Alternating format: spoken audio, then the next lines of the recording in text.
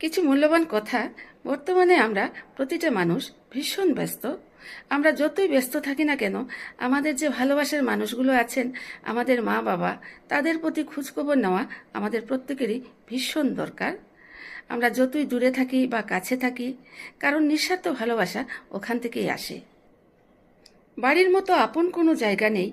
দুনিয়ার যেখানেই যান, শেষমেশ মানসিক শান্তির ঠিকানা একটাই, নিজের ঘর।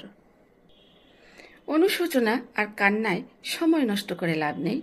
যা হয়ে গেছে তার ফিরে আসবে না। সামনে এগিয়ে যাওয়াই একমাত্র উপায়।